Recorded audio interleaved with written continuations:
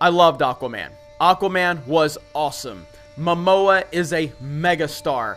The special effects were solid. The story was solid. Acting was as good as you can expect from a superhero movie. Supporting cast was good. It had a lot of heart. It had a lot of emotion. It had payoffs. I had a lot of fun with the movie. I thought it was great. This was a lot of fun. I had a blast with this movie. It's not perfect, but I mean, like, just do something with it. And he's like, yeah, cool, I want to make Lord of the Rings. So that's what he did. And my God, it is non-stop, in-your-face action. Yeah, Jesus Christ. It is an epic spectacle. This knows how to have fun. They didn't screw it up. And pure enjoyment and fun that I couldn't help but smile through most of Aquaman. I think this is a really entertaining movie, and I am very surprised to say that. It's precisely because it's so damn zany, unafraid to embrace its comic bookiness, and is just plain out there, that Aquaman is a blast. And that brings me to a point. This movie is really entertaining. A lot of fun, but it's also a lot. Just period. It's just a lot.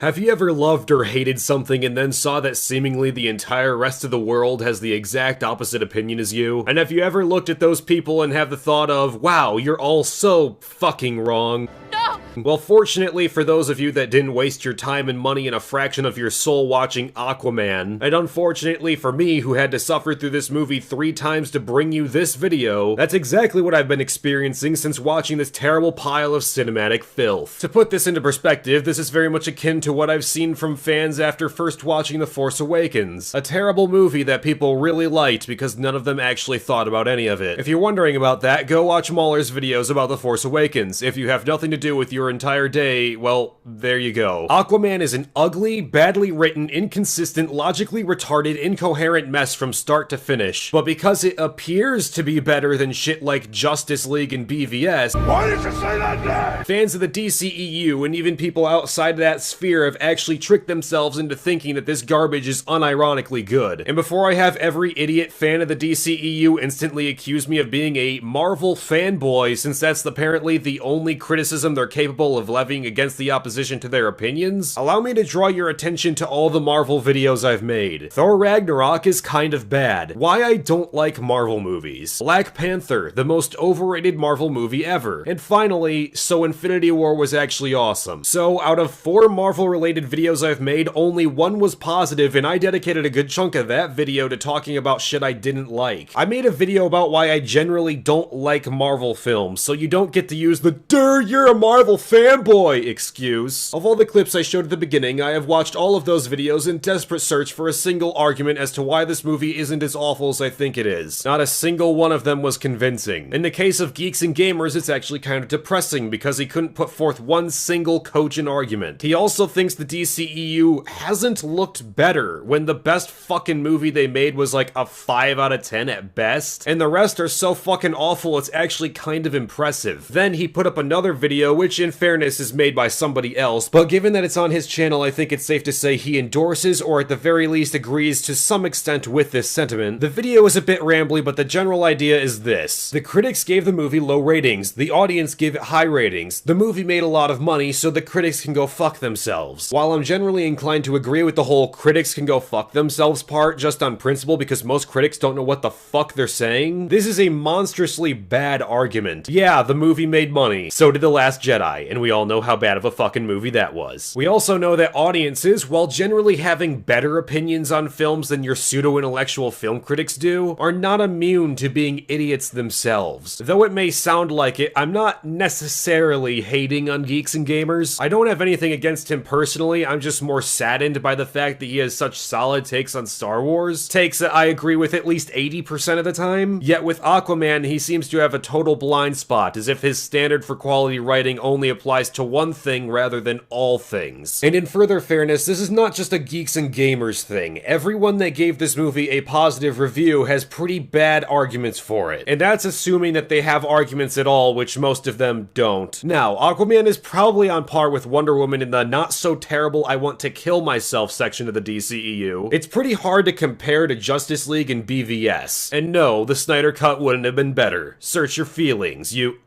Actually, no, that's a bad argument. The only people that like these movies are going entirely based off of their feelings. Well, unfortunately for fans of this movie or the DCEU as a whole, I go by facts, and this is my judgment. Aquaman is one of the worst films to come out in 2018, which in fairness isn't actually a high bar since the vast majority of films to come out in 2018 have been nothing more than pure dog shit. I can count on one hand how many movies I actually enjoyed in 2018, 3 of which were Tommy Wiseau films. It's pretty sad. The movie begins quite abruptly in the midst of a rainstorm with Jason Momoa reading off a Jules Verne quote. You may know Jules Verne is the author of A Journey to the Center of the Earth. Keep this in mind, they rape Jules Verne in this movie. We zoom in on a very hunky fellow who happens to see a woman who washed up on the shore near his house. This woman has a wound in her side and isn't breathing, so he does the sensible thing and carries her up to his house and lays her on a table so he might be able to help. This is sadly the last time he makes a decision that makes any kind of logical sense. All the while, she's still tightly gripping her trident despite being unconscious and supposedly drowned. The power goes out almost immediately and she coughs up water. Keep this in mind, I'm not done with it yet. She panics and tries to assault him, then the power comes back and she throws her trident at the TV and kills it. After that, she passes back out. The next day, she wakes up and has a disturbing staring competition with the man's dog. Then she decides to eat his goldfish, to which he jokes that he was just going to make her eggs. I guess this is supposed to be funny because of the whole fish out of water scenario, which I'm sure the wording of that phrase alone is a big knee slapper for DCEU fans in the context of this piece of shit movie. If you haven't caught on yet, these are Aquaman's parents, and we'll be subjected to dealing with them for a big chunk of the film. We're meant to believe that they have a very beautiful, loving relationship that brings Aqua Buddy into the world. Allow me to destroy that for you. This woman says her name is Queen Atlanta from Atlantis. As you can see, the originality for the naming in this movie is through the fucking roof. He jokes that he's just some guy who keeps guard over the lighthouse. Now yes, I understand that she explains who she is and where she's from, but let's put this into the context of the real world, which she has just entered. Nobody believes in Atlantis at this point, much less in people who breathe underwater. This man both has no reason to believe anything she says is true or believe that she's even mentally stable. So, from the perspective of any normal person, he just found a mentally deranged woman who washed up on shore with a deadly wound and she's half drowned. She tries to kill him with a trident and the next day eats his goldfish. Afterward, she claims to be from an underwater kingdom called Atlantis and says that she can breathe underwater. And she was forced into a marriage that she's trying to escape from and got injured when the king's men tried to take her back. Given this ludicrous information, would you A, call the cops, B, take her to a hospital, or C, support her delusions, keep her isolated in your lighthouse, marry her, and impregnate her? If you chose C, then...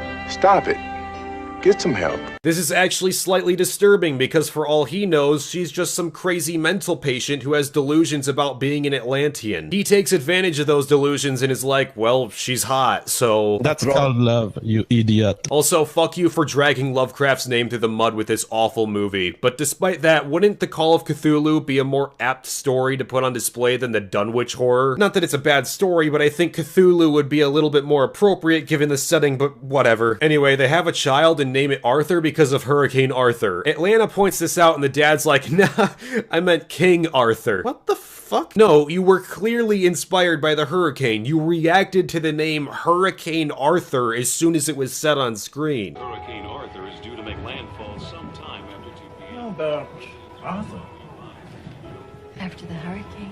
Did you really just pull the king thing out of your ass and expect everyone to roll with it? And Jesus, how bad of a reason for naming your kid is that? Yes, let's name our poor innocent child after a destructive natural disaster. Setting aside how strange it is that you didn't name your kid immediately after birth like, well, everyone else. That would be like naming a kid born in Colorado Columbine.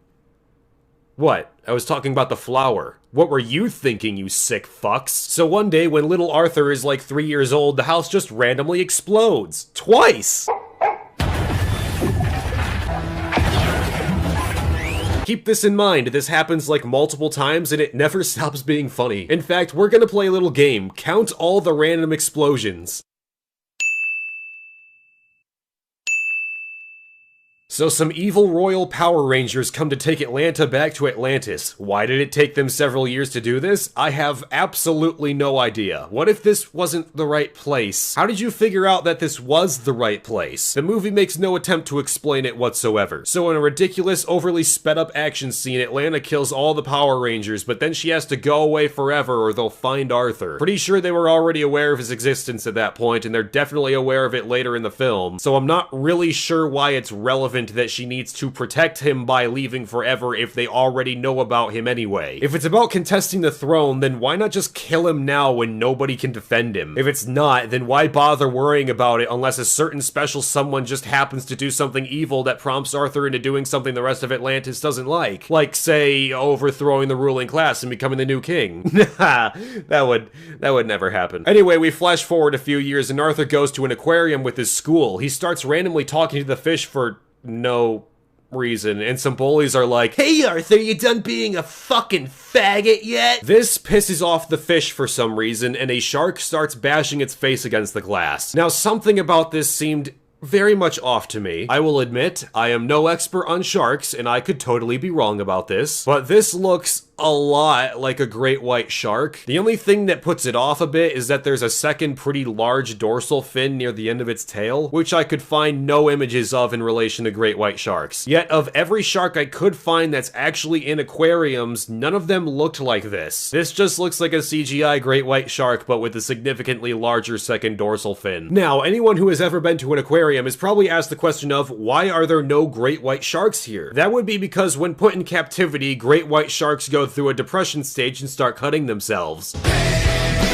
It takes all of 5 seconds to Google, why are great white sharks not in aquariums, and then you find out, oh, they always die of depression when they're in there. Yet right here, we have a very great white shark-looking shark bashing its face against the glass to stop the bullies. Did they honestly do so little research that they couldn't be fucked to figure out that they can't survive in aquariums? Or did they put a larger second dorsal fin on it to avoid criticism in that regard? If that's the case, then why didn't they just get a different shark to do this? There are sharks in aquariums, just not great white.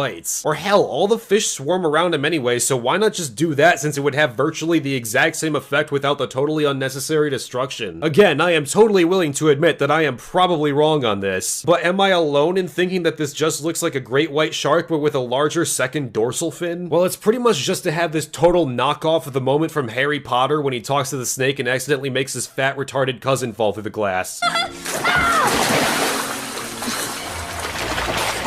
Only for some totally inexplicable reason, he raises his hand and makes the water vibrate and indicates he can talk to the fish. How did he figure out he can do this? I have no goddamn clue, and the movie never explains it. In fact, he's the only Atlantean who can talk to fish. Why? Well, the movie doesn't explain it at all. Then he turns around and dramatically opens his eyes and they're yellow now. Why? Who the hell knows? The movie sure as shit doesn't. Keep this in mind, I'm not done with it yet. Well, with that fever dream of a prologue finally over, we flash forward to the present day where we see a gun waving randomly and then we see a bunch of dead dudes on a submarine. Turns out that the African Mafia or something just managed to steal a high-tech experimental water shuttle thingy that the movie kind of gives a hand-wave explanation for. Why are these random black men just hijacking a submarine? No idea, they just are. This may seem like a strange thing to harp on, but this is literally discussing one of the main recurring villains' motivations and backstory here. If I can't even figure out what they're doing and why, then how am I supposed to care about him? What's the point of taking this sub? What's the goal here? Why do they seem so angry at the captain just before impaling him as though there's some implied history here that we never get any information on? So the dad gives his son his grandpa's knife because he did such a fucking knockout great job murdering and stealing from perfectly innocent people. And then he goes into the backstory of this knife and says that his grandpa was so good at stabbing a bitch that people started calling him Manta. Keep that in mind, I'm not done with it yet. Then Aquaman shows up and punches the submarine and we have this beautiful little line. Just hit something. No. Something hit us. How would you even know that? You're in a hallway with no windows. You just mow down half the sub's crew for no reason and then stab the captain with a stupid X-Men Origins Wolverine Deadpool blade thing. How would you know if something hit you or if you hit something? You can't see anything. And before you try and use this as an excuse, because you can't, the guy monitoring the cameras doesn't get back to them until after he says that line. It's just one of those nonsensical quotes meant to sound ominous or exciting, even if it makes no logical sense. So Aquaman throws the sub to the surface and breaks in and starts beating everyone up. After having some weird porno-quality entrance, he frees the Russian crew that knows who he is for some reason and helps them escape the sub. Not sure why they do that, given that the sub is still in one piece and otherwise perfectly operational. I guess Aquaman was just expecting the sub to sink with his see into the future powers. Aquaman fights the bad black man and his dad in the torpedo bay of all places and takes a grenade launcher to the face. This doesn't kill him, neither did the bullets from the rest of the pirates before, which kinda begs the question of why he bothered blocking them if they have no effect on him in the first place. Shut up, Wolf, I'm having fun, it doesn't matter if none of it makes sense. Well, sorry, but I live in a world that abides by simple logic, and this movie and the people who like it do not. How do I know this? What authority do I have to make this claim? Simple. Who the hell brings a grenade launcher on a submarine? Sure, it's an attachment to his rifle like this is Call of Duty. Bringing it is one thing, using it is another. So let me amend my question. Who the hell fires a grenade launcher on a submarine? And on top of that, in the fucking torpedo bay? Need I even explain why this is the worst idea anyone has ever had? Anyway, Aquaman beats up everyone and impales the dad, and he makes this hilarious scream. Then Aquaman looks around and he's like, "You're a black guy. And you're a black guy. You guys must be father and son." Oh, that's such deep thinking, Aquaman. I'm sure you're very proud of yourself for figuring that one out. So he unimpales him and starts climbing back up, and the dad's like, "I hate you, Aquaman." And he shoots the grenade launcher at the wall, and it starts to flood, and the blast knocks one of the torpedoes on him, and he screams again.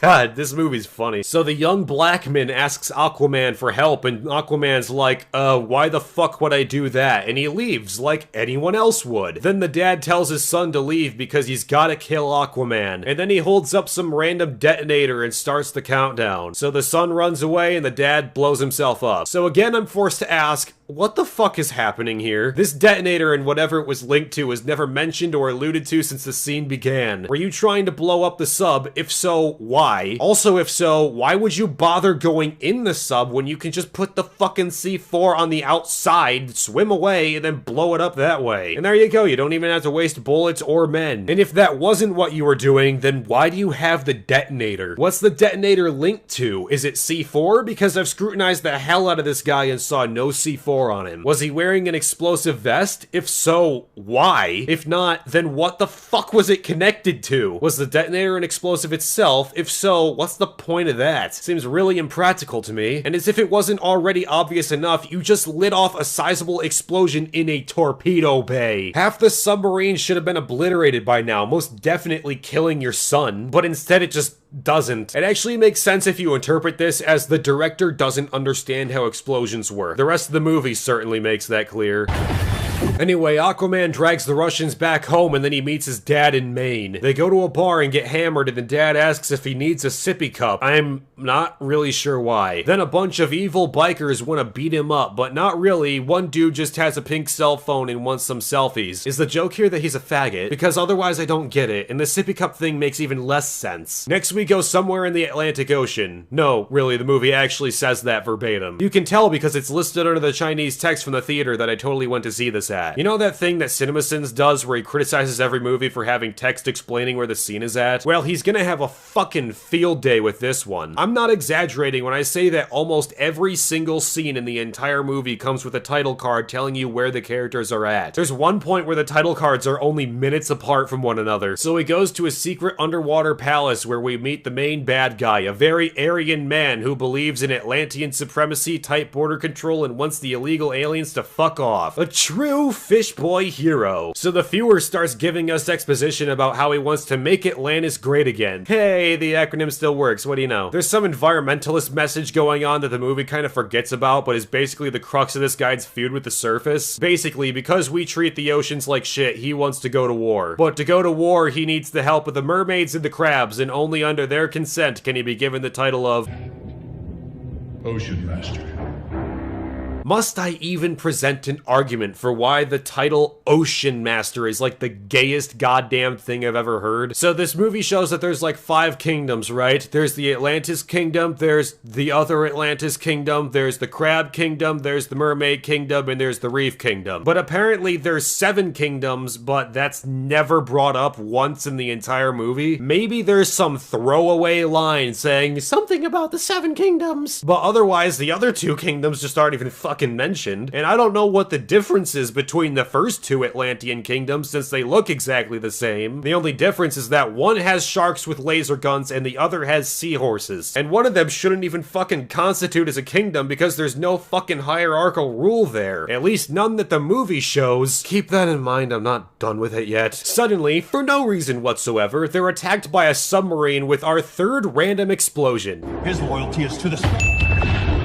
They pretty easily dispatch it and get pissed off that it happened. I, however, wasn't pissed, but extremely confused. Who are these people? Why did they feel the need to waste resources attacking some random Atlanteans? Wouldn't that imply that they know who the Atlanteans are? If that's the case, then who are they and how do they know about this? What government sanctioned this attack? Can you imagine what that conversation must have been like on the bridge? Yes, Mr. President, we have people swimming around on giant seahorses and sharks with guns on them. Can we kill them all?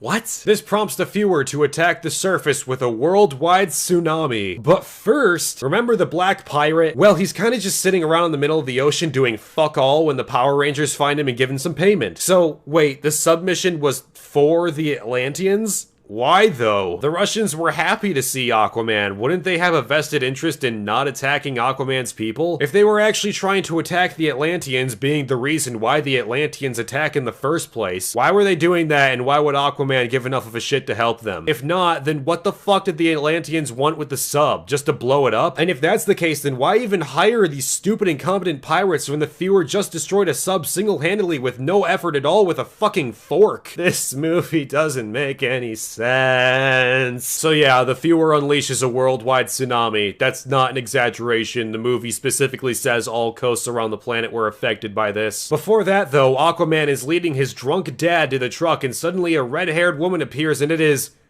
Jacqueline Glenn? Well, at the very least, there's some eye candy in this movie. So Jacqueline Glenn knew all about Aquaman and knew exactly where to find him. How? No idea. Even if she knew that he was in Maine, wouldn't she have shown up at the lighthouse instead of the bar? How did she know he was specifically right here? Anyway, she tells Aquaman that the viewer wants to destroy the world and only he can stop it. She even says that he defeated Steppenwolf. Remember him from Justice League? You know, that hideous CGI monstrosity that looked eerily similar to the main villain in Warframe? Frankly, I don't remember Aquaman doing much of anything in that movie, so not sure why he's the one getting the credit for it. But thanks for viscerally reminding me of that train wreck of a film.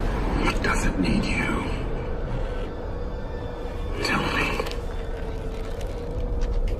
Do you bleed?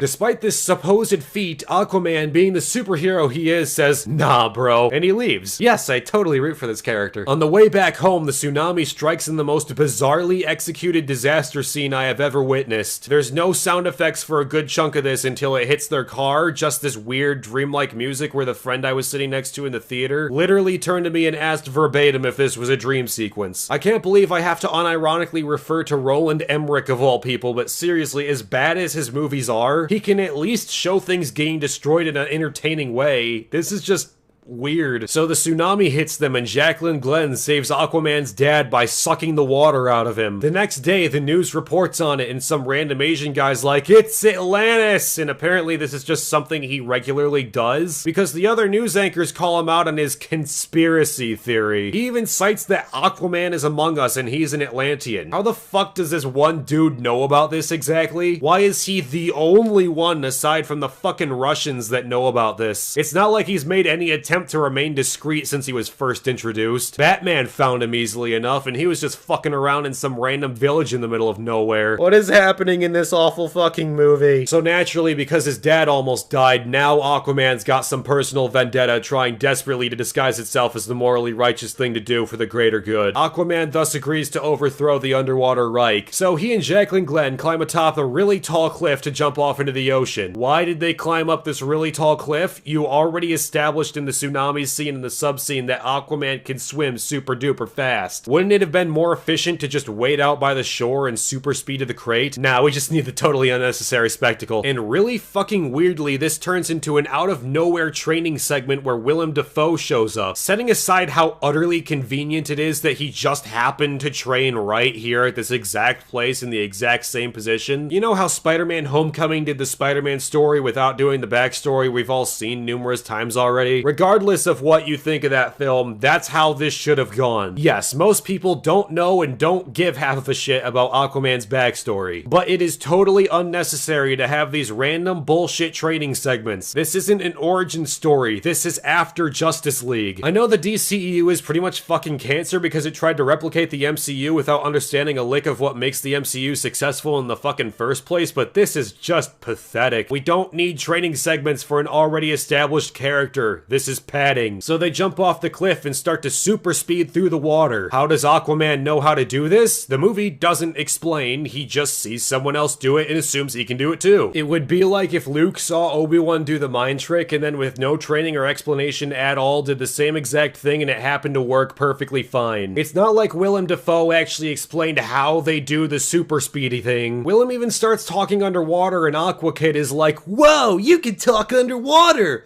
Hey, I can talk underwater too!" I'm not kidding, that is the exact quote. Wait, you can talk underwater?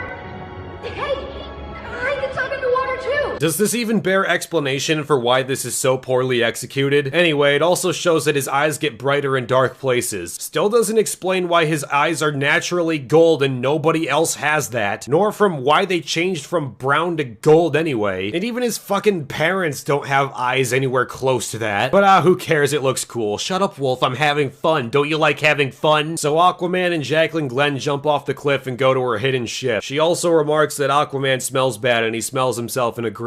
Not sure how smelling yourself works underwater, but whatever, they can talk to each other underwater and that makes even less sense. So at this point I'm just starting to question why I'm even wasting my time talking about this shitty fucking movie. They soar off in the direction of Atlantis and in the distance there's a lightning storm? Why? How is there lightning underwater? Are we going by SpongeBob logic? So they go to Atlantis and there's a bridge. I just assumed it was there to create some semblance of order going in and out of the city. Of all the things they could explain that make no sense, this is apparently the thing that they thought we were all wondering about. This was the least of my fucking problems. So Jacqueline Glenn points out that there's giant cannons on top of the Great Wall of Atlantis, so getting in and out is impossible because the place is totally impenetrable. And yes, she does say the word impenetrable. Keep that in mind, I'm not done with it yet. So they go to a ship in the old city to be reunited with Willem Dafoe. Apparently they found this cylinder thingy that leads to the lost trident of the King Atlan of Atlantis. Were the writers just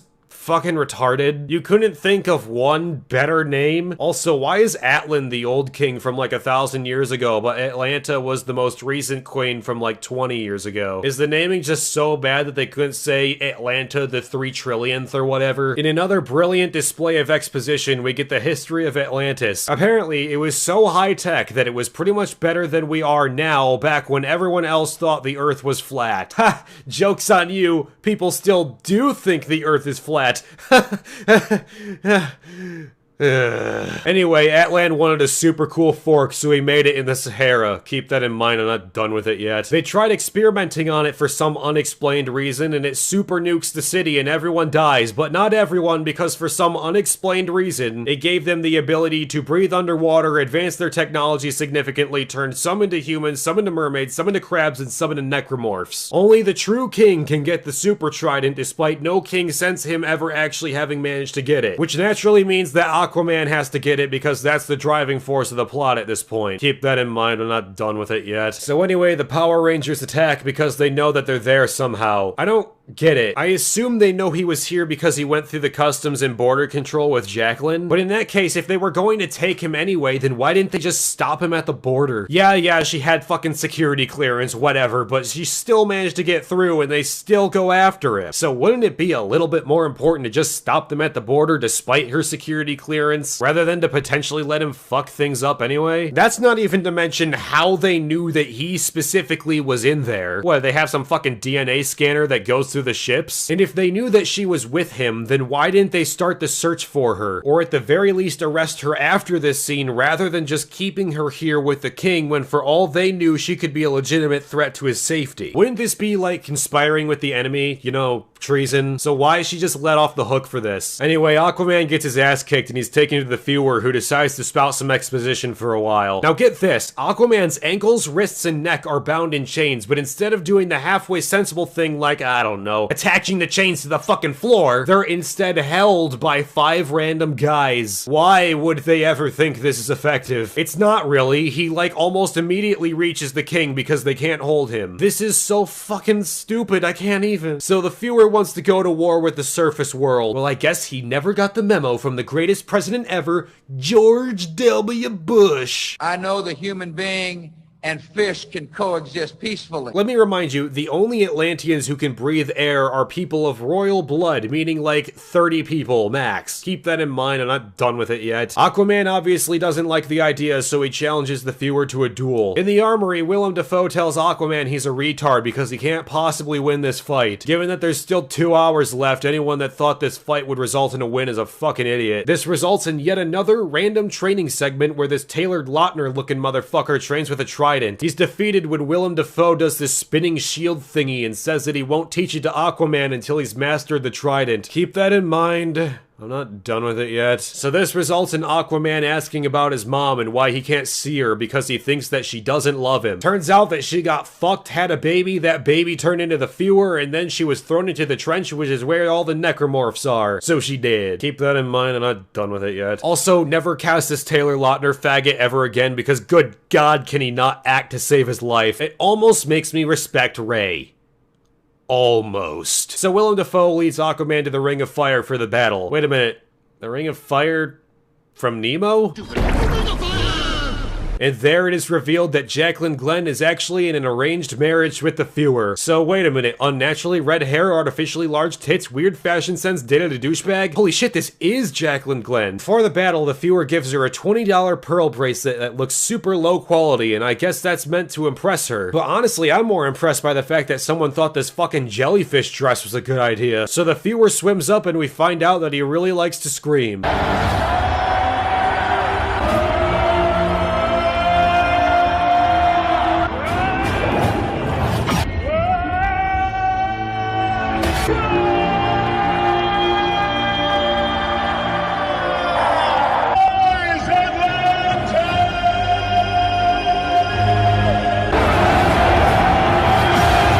Can you spell overacting? Also, what's with these fucking parody level stat screens? Now, I know I've seen this drumming squid thing done before, but I can't remember if it was from Shark Tales or The Little Mermaid. And I can't honestly be fucked to watch either of those films to find out. Someone please tell me this hilariously stupid thing was done somewhere else and I'm not crazy. Anyway, so they fight and it goes pretty much as expected. It's a nice CGI spectacle that I'm pretty sure would look very impressive for a video game cutscene. But you can very clearly tell that all of this is fake, and fake fights really just take me out of it. Yes, I understand you can't physically do all of this, but couldn't you have at least put them in a green screen room and had actual fighting with a CGI backdrop? I don't even mind if you use some CGI for the bodies, but not all of it. You can even put cables on to twist them and throw them around and shit. It's not like similar shit hasn't been done before. Hell, if you're actually creative, you can make green screen sets that move around to simulate underwater movement, which you can later add into post with the necessary CGI. But having a really fake fight where you can't even think of a way to have 2 real characters do real shit is just fucking lame. Remember in The Lord of the Rings how they made sets with different levels and used creative camera angles to simulate the size difference between the hobbits, dwarves, elves, humans, and wizards? Remember the good old days when people actually gave a shit? Then we get this dramatic Willem Dafoe line about how this isn't a competition, it's an execution. As if fucking anybody thought otherwise. Anyway, the king obviously wins and then he does his weird screaming thing again.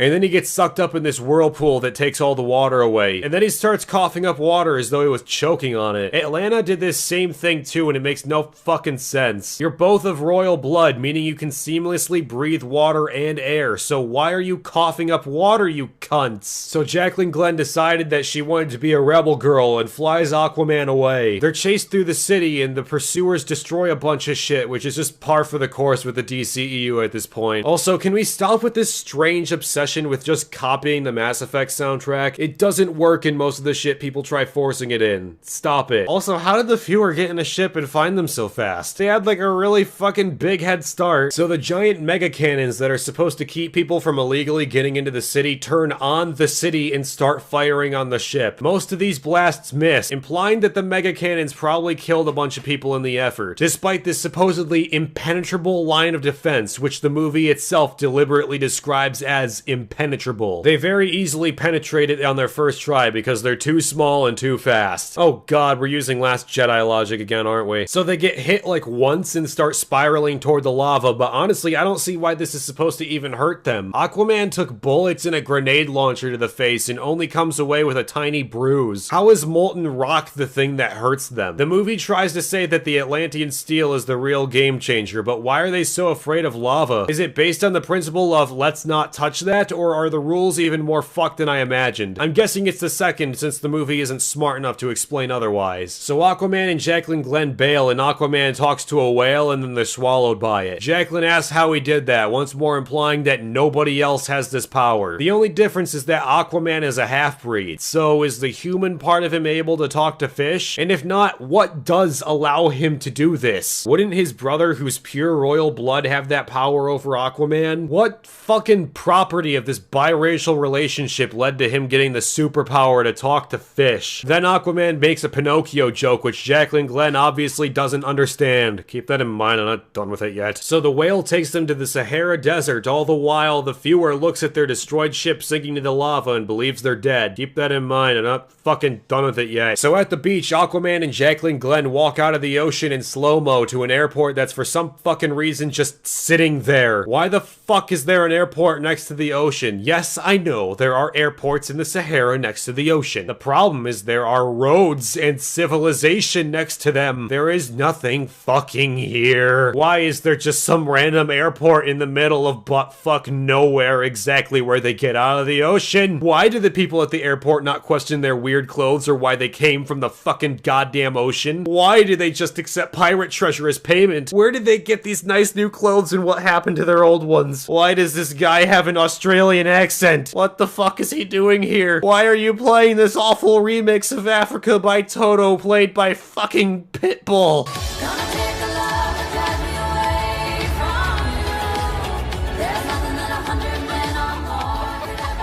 What the fuck is happening in this stupid piece of shit movie? So back on the Atlantean mothership, Draco Malfoy, or whoever the fuck this is, finds Jacqueline Glenn by her transponder signal. Not sure why they even bothered looking for it in the first place when for all they knew the two were already fucking dead, but whatever. Just shut off your brain, it helps in enjoying shitty movies. So we flash back to Mr. Black Guy who's on a lonely desert island in the middle of nowhere. Why is the rum gone?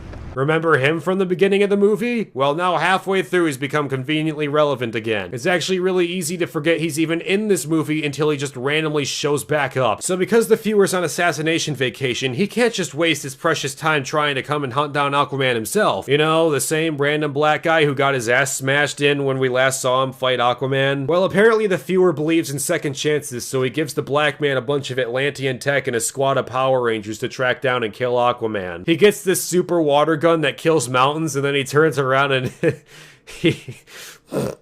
what the fuck is this face? What does this say? What does this mean? So then he goes back to his ship and then he starts to reverse engineer the Atlantean tech and hold up, stop everything.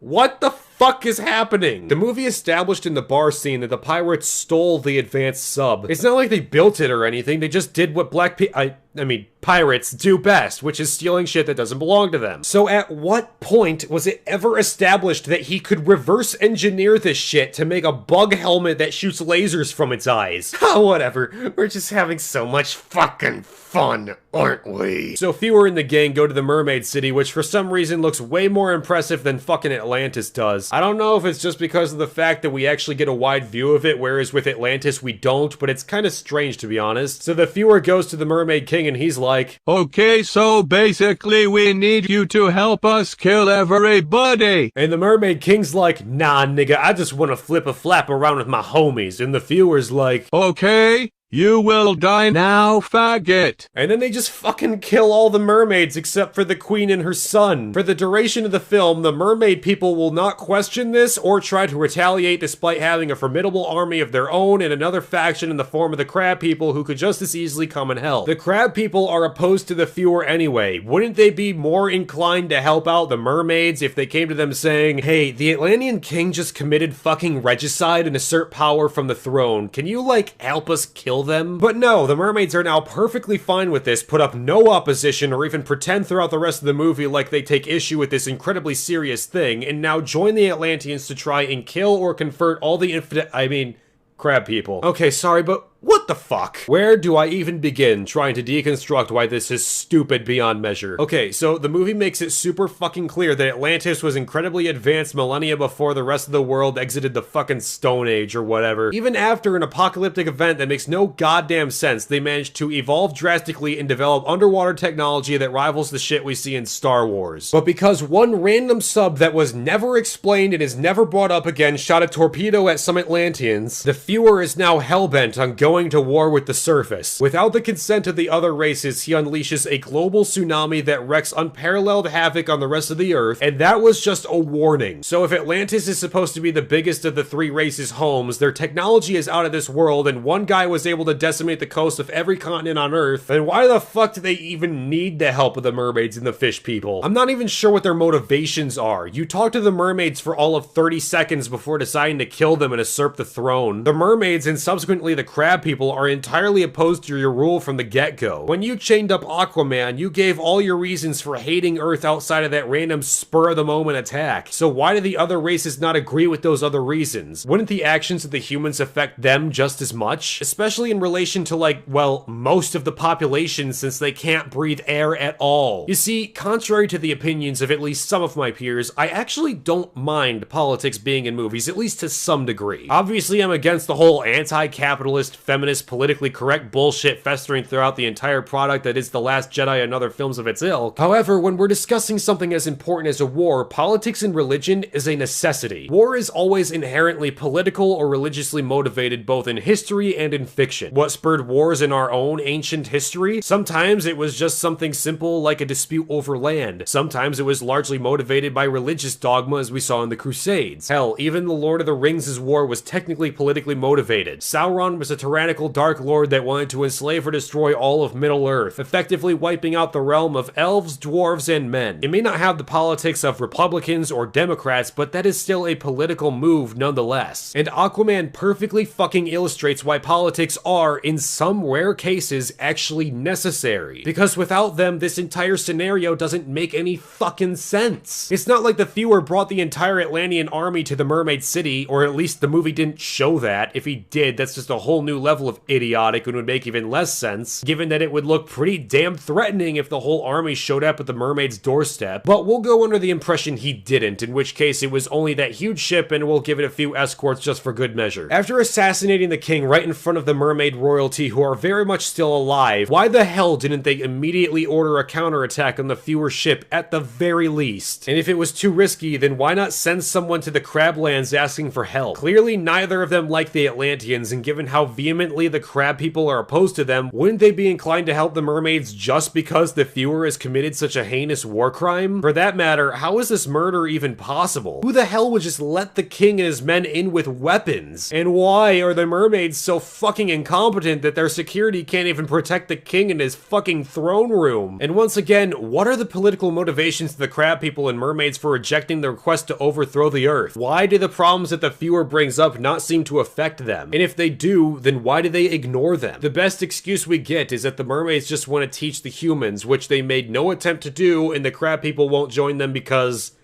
why? The movie just says they'll never join them and leaves it at that. I guess that's the most depth we'll get out of the crabs. But tell me, is it really worth risking open rebellion amongst both the mermaids and the crab people just so you can take revenge on the surface? In this movie, you obliterate one another's forces because you want to go to war with somebody else. What's the fucking use of killing each other if you want to go to war with the surface? Can't you just make some fucking stupid 2012 level mega tsunamis or something? Wouldn't that be more effective than killing each other to decide if you'll all go to war with the surface? And what's the fucking end game here? Once you attack, then what? Hope the surface doesn't launch a full-scale counterattack on you? You're just gonna reveal your location. You realize we have nukes, right? I mean, you had a fucking hologram of the Deepwater Horizon exploding, so you should probably know that we blow shit up a lot. In the real world, there are people fucking itching to use nukes, and the world of Aquaman is significantly less intelligent than our real world. So launching nukes would probably be like an instinctual response at that point. And as if all of this wasn't enough, can I ask one simple question?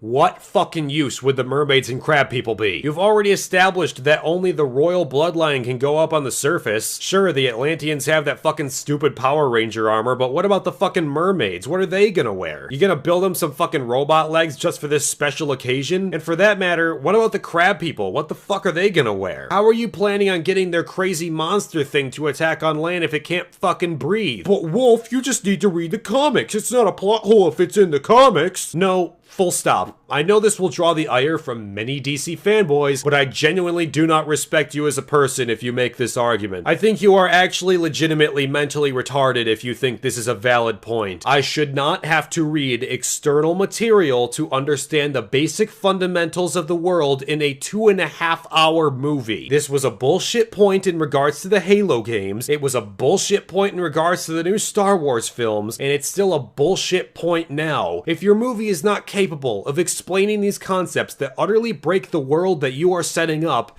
then your movie fucking sucks. And no, I'm not accepting that idiotic Patrick Willems approach to this issue, claiming that all movies would be like 50 hours long to explain this. The Lord of the Rings has an absolute quantum assload of shit jam-packed into numerous gigantic novels that I haven't even had the chance to finish yet. And even after I do, it would take years of numerous rereads to fully understand it all. Despite that, the movie adaptations, of which altogether in their extended edition formats, which are the only formats you should ever watch, are well over 3 hours long each, with the exception of Return of the King, which is a little over 4 hours. And I can say in good faith that you do not have to read any of the books to understand the films, and many of the supposed plot holes that idiot pseudo-intellectuals like Patrick like to point out are slapping you in the face repeatedly in those movies. No, the Eagles are not a plot hole, not in the context of the books, nor in the context of the films. I genuinely think the people who think this as a whole didn't actually watch the movies, or at least didn't actually pay attention to them. The Nazgul and their fell beasts are an omnipresent threat throughout the course of the films that pseudo-critics seem to conveniently forget about all the time. They already got close enough to Frodo and Sam multiple times and escaped only because they were either hidden or the fell beasts missed and came under fire from the Gondorians in the city below. If they were riding the Eagles at the time, the fell beast could have easily killed several members of the Fellowship. If Frodo was thrown free or the ring itself fell off his neck, which has happened, then they would spend like an eternity searching for where it fell and never find it. The Nazgul would actually have a better chance of getting it back that way. The first movie clearly establishes that Saruman controls the skies because he can find them wherever they are and wherever they go, which is the reason why they can't get over the Pass of Caradaras. Saruman would always be able to find them, and thus the Nazgul would as well. But even if we ignore that and assume they can get to Mordor without encountering the Nazgul, the armies of Mordor and Isengard are shown throughout all 3 movies to have ranged weaponry. They could easily shoot down the Eagles and swarm them. No, they can't fly too high because literally every single shot of Mordor shows toxic volcanic plumes in the air that would kill both the Eagles and the Fellowship before ever reaching Mount Doom, meaning that they would have to fly lower and expose themselves to tens of thousands of orcs that would easily shoot them down and reclaim the ring. And no matter how strong the Fellowship is, they can't fight off this many orcs, which is the entire reason why they had to sneak in anyway. Also, the Wraiths are not a plot hole. The entire point of getting them to help is that they were murderers and traitors to Gondor, cursed to stay in the mountain and banished from death until the heir of Isildur commanded them to come to Gondor's aid. Coming to Gondor's aid, however, doesn't entail invading a foreign land. The Wraiths also have at least some control over themselves and have the ability to reject Aragorn's demands, but they don't want to be stuck in the fucking mountain forever, so they agree to come to Gondor's aid. The movie literally has Gimli mention that they should keep the ghosts around because they're good in a fight. Bad idea.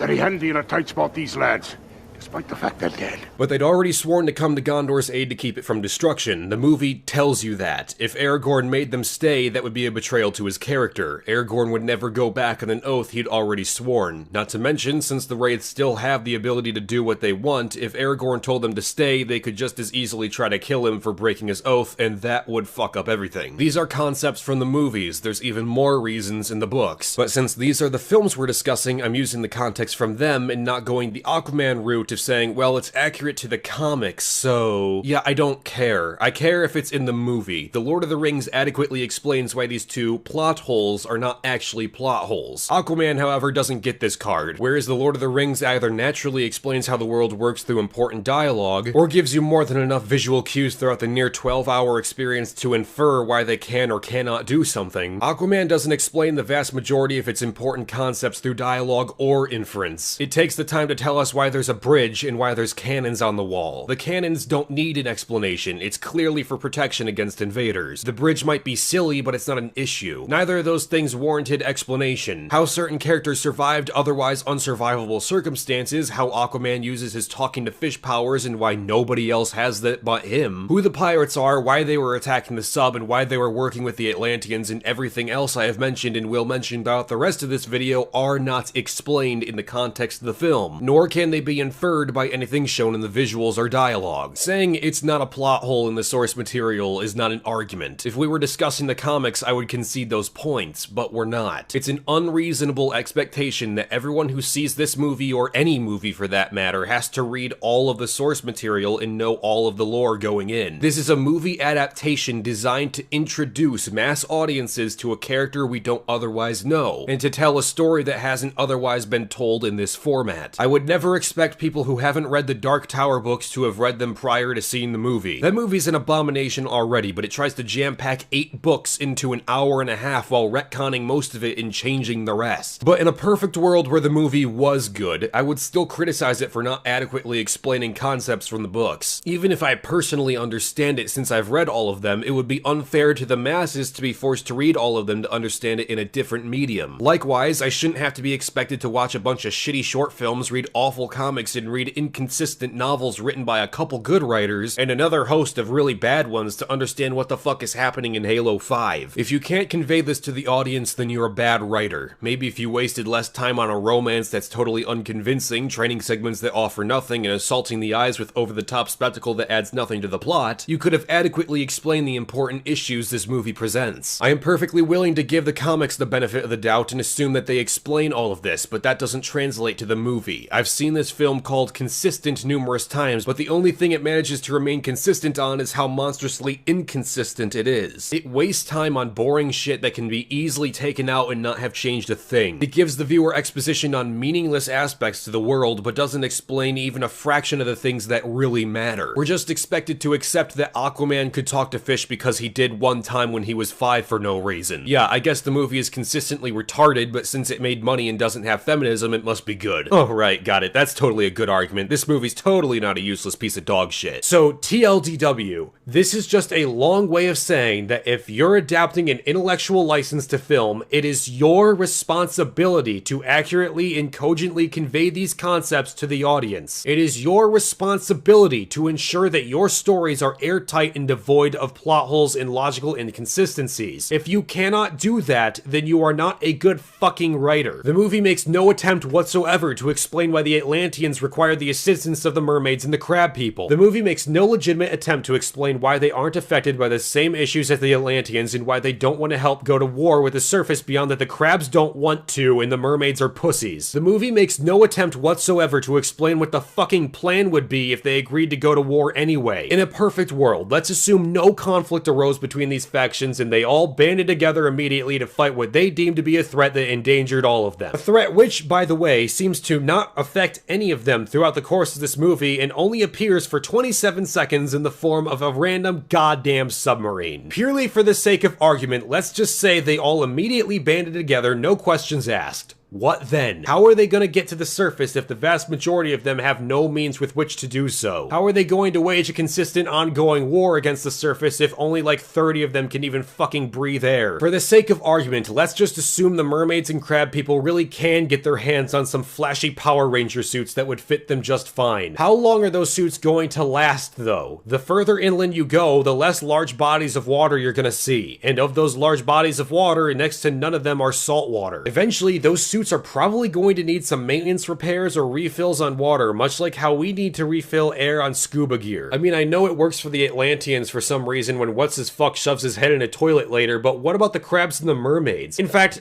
now that I think about it, why does the toilet bowl water work for what's-his-fuck later?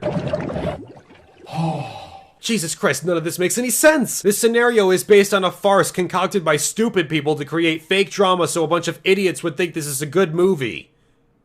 Anyhow, so Jacqueline Glenn and Aquaman literally just jump out of an airplane and land harmlessly in the desert so we can cross out fall damage from the list of inconsistent things that can actually kill them. They start wandering around arguing with each other about how shitty the earth is, and Jacqueline Glenn just starts ranting about the environment. Now, throwing garbage into the ocean is a pretty fucking bad thing, don't get me wrong, but she mentions melting the polar ice caps as well. Yeah, that's bad for us, but wouldn't that be really good for her? She says it like it's a bad thing, and while it certainly is, in the context of Atlantis, that's pretty fucking good, actually. It just means there's way more territory for the Atlanteans. Why would you, of all people, have a problem with that? Like, yeah, I'm with you on the garbage thing. I'm even with you on the ice caps thing. The problem is that in your context, that second part is a net positive for you. You know, it's amazing to me how all the people who thought this movie was good and how all of the anti-SJWs claiming that this movie is so apolitical totally managed to miss this. I guess it just has something to do with the SJWs still being mad at Aquaman for all the wrong reasons, which we'll get into at the end of the video, don't worry. Anyway, so Aquaman doesn't like her GPS, so he throws it into the ground. Why? What were you planning on doing without it? Without the GPS, you don't have any idea where to go or how to get to the place you're going. He does this like they're on some beautiful nature hike and she's on Snapchat. Now, I can say from personal experience that, yeah, deleting all your apps and going for a hike in the mountains is a really fucking nice thing, but that's not the context here. If you are specifically looking for something, how are you going to find it if you throw the GPS away, you stupid fuck? Well, the place he threw the GPS just happened to be exactly where they needed to go, and they go down a very convenient bone slide into the kingdom where Atlan's trident was made. Sadly, they can't get the thingy to work because there's no water, and Aquaman remarks that it was built before the Sahara was a desert. Once again, this is retarded. A 3-second Google search literally brings up that the Sahara has been a desert for 7 million fucking years. So are you really trying to tell me that Atlan's trident was made before modern humans ever came to be? A rough estimate says that between 5 and 7 million years ago, the first human ancestors began to appear.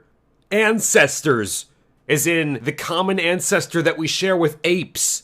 As in, not fucking human. But no, please, do keep trying to grasp at straws telling me how this isn't a terrible fucking dog shit movie. Oh, yeah, and this is all underground, so where's the fucking light coming from? That winding slide thing should not be able to cast this much illumination. Oh, and Jacqueline Glenn remarks, oh wow, this is real, when she was the one trying to convince Aquaman of that earlier in the film, but now they've suddenly flipped, so he can smile knowingly at her for no reason. In order to power the machine thingy, Jacqueline Glenn takes some water from Aquaman's forehead, and apparently one drop powers all the ancient rusted shit that's breaking down and been buried under a desert for supposedly 7 million years. Need I even explain? If that were the case, this place wouldn't even fucking exist anymore. This entire game of Find the Trident is broken because one goddamn line manages to shatter the logic that holds this flimsy goddamn movie together. Anyway, everything of course starts working and we get an exposition hologram of King Atlan, who just appears to give us a riddle that tells us exactly what to do. I'm glad that he thought ahead to do that. That's definitely not convenient at all. Then they're spooked by a bottle appearing and they touch fingers. Remember this, it's important. I'll fucking come back to it. So anyway, they go to Sicily, Italy. Movie, you do realize that Sicily is an island, right? Like a really, really big island with a ton of places on that island. What specific part of Sicily are they at? This is the thing. These title cards range from being super specific to not specific at all. Maybe it's best to just not fucking include them. So now Jacqueline Glenn decides that she really likes the surface because a florist gave her free roses for some reason, which she starts eating.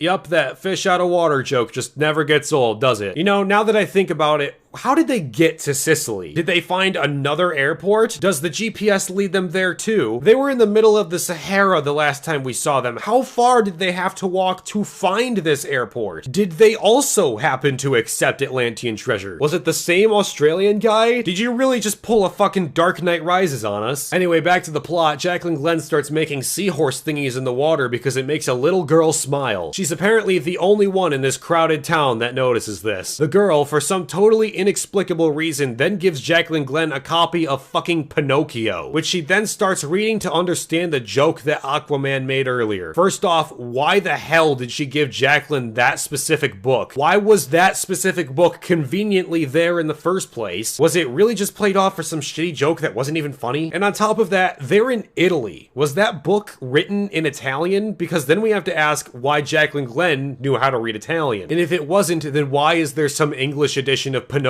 in fucking Sicily? Did nobody think when they were making this movie? So they climb up this really tall cliff to this old ruin to read the riddle. Apparently Aquaman's dad, a lighthouse keeper in Maine, decided to keep him up to date on his Roman history for some reason, which is really convenient in helping him figure out this riddle. Then a random explosion appears. You know what? I think we need a whole web series dedicated to this shit. We can call it Tropes versus Explosions in Aquaman. And in comes Black Manta, and... Oh my god. Do I actually have to explain this? Do I really? Aside from how goofy as shit this looks, he would be staring at a black line in the middle of his helmet. This is such a retarded design for a suit. Does he have some screen that overlaps it inside? Is he also conveniently affluent in hologram technology? Is this Black Iron Man? No, because in the after credits scene it shows it cracked in half like an egg and there's just nothing there. So we had to be looking out these two giant bug eyes. This is so fucking ineffective. Why didn't you just keep the fucking water gun? I don't care if it's in the comics. The comics are fucking stupid if this is the case. So he shoots Aquaman, and I guess we can add lasers to the things that definitely do hurt him. So lava, laser beams, and Atlantean swords. And since his mom was supposedly eaten alive by the necromorphs, I guess we can add fangs to that. So necromorph fangs, lasers, lava, and Atlantean swords. Those are what kill Aquaman. But tsunamis, bullets, rocket launchers, and falls from thousands of feet in the air have no effect. Can somebody please explain to me how a movie can be this inept? So I'm gonna skip over most of this following scene because I will admit this fight and subsequent chase scene is actually pretty good. It's honestly better than it has any right to be in this terrible, awful, no good, very bad film. The camera work is pretty good, there's some practical effects that really drew me into the experience, the music was solid, and set design was on point. I don't have many issues with it aside from this lame grandma joke I've seen done like a billion times and it's never any funnier every time I see it. No, it's at the end when shit once again decides to not make any sense. So a bell is falling right where a little girl just happens to be standing. Rather than just tackling the girl out of the way, Aquaman rams his shoulder into the bell and it smashes into a building like fucking 2 feet away from this dude. Wouldn't shoving the girl out of the way have been more effective than almost killing somebody else? What if she was related to him? What if you like accidentally made her life far worse than it would have been if she just fucking died? So Black Manta stabs Aquaman in the shoulder. Twice.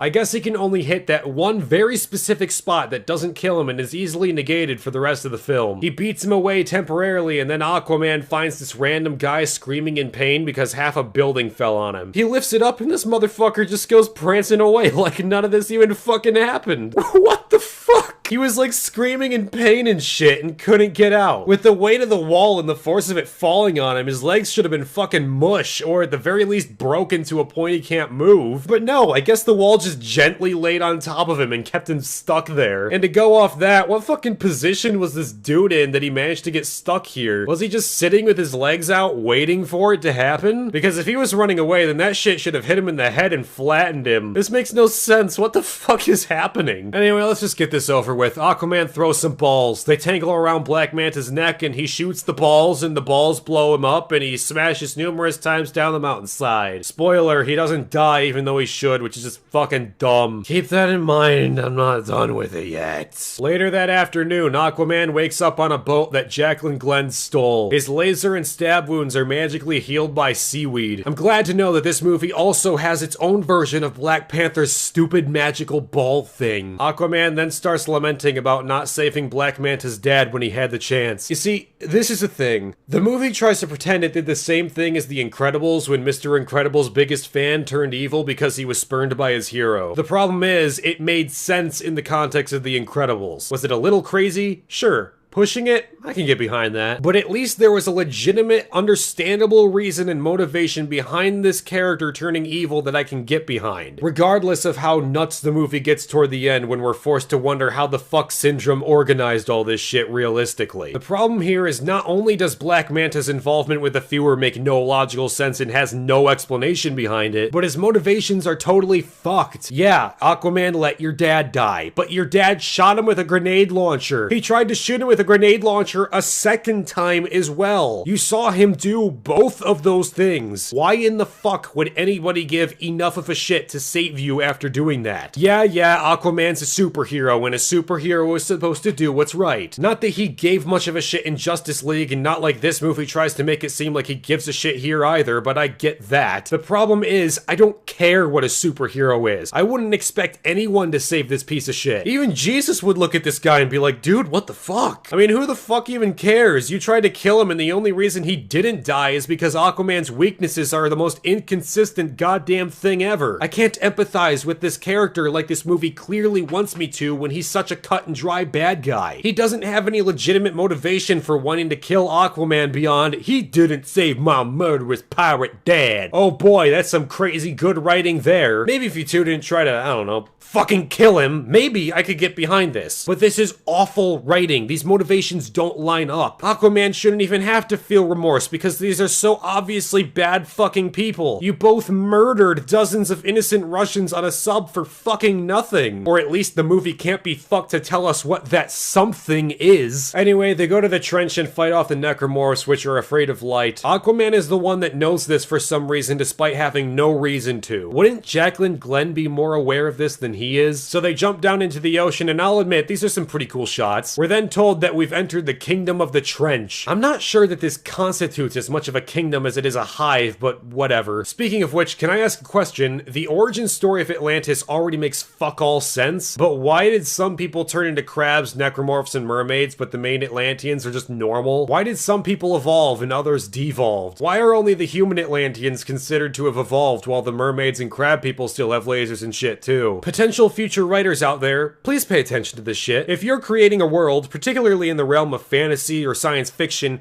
please have it make fucking sense. The world building in this movie is fucked. The origin story of Atlantis doesn't make sense. The races don't make sense. The political motivations of the different factions don't make sense. Apparently there's 7 kingdoms, but we only know of 5. The technology only slightly makes sense. The superpowers of Aquaman compared to the others don't make sense. Seriously, fucking nothing in this movie makes sense. This is not how you do world building. This is like an autistic child's interpretation of world building. Anyway, so they go into this lightning storm thingy, which again, why is there lightning underwater? And it's a portal to the center of the Earth. I'm not kidding, it's literally labeled Earth's core. It's got all that wacky adventure shit from Jules Verne's A Journey to the Center of the Earth, even as the dinosaurs and everything. Thanks for dragging Jules Verne into this movie. I'm sure he'd appreciate watching you rape his story with a cactus. So anyway, Jacqueline Glenn is saved by a mysterious savior who is wearing a necromorph costume, and the mysterious savior is Aquaman's mom. They recognize each other immediately and run to do a hug.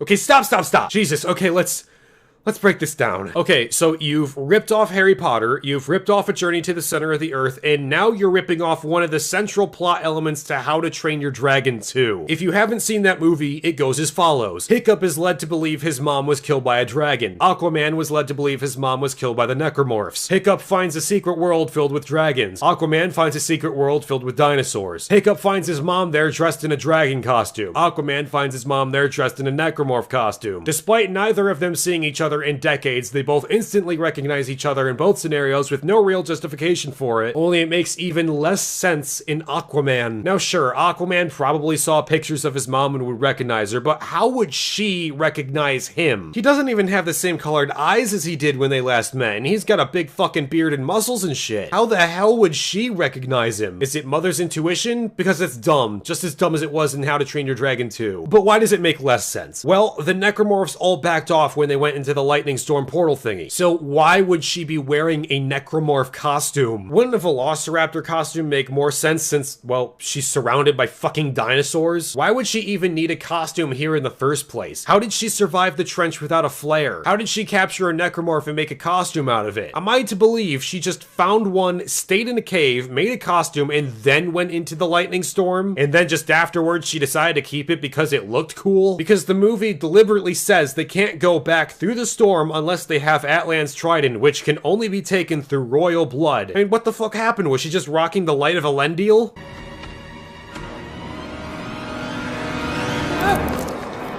Pokemon go to the pole! This shit makes no fucking sense. And of all the movies to just blatantly rip off, I would say How to Train Your Dragon 2 is not one of them. Is it a bad movie? Not necessarily. I'd say it's an okay film, but heavily overrated. Maybe I'll make a video on that at some point when my rage for this one finally ebbs. Meanwhile, the viewer suspects a mole in his presence and he discovers that Willem Dafoe is actually a good guy. He says he knew all about how he trained Aquaman, which begs the question of why he's still alive. Why would you keep him alive if you know he's working with your enemy, you stupid shit? Why did this conversation not come up until right now? So Aquaman goes through the waterfall and into the abyss and he finds the Gravemind from Halo. It looks pretty much identical and even has a similar voice despite it being female. I am a monument to all your sins. I have guarded the trident against false kings since the beginning, and for 1,000 years.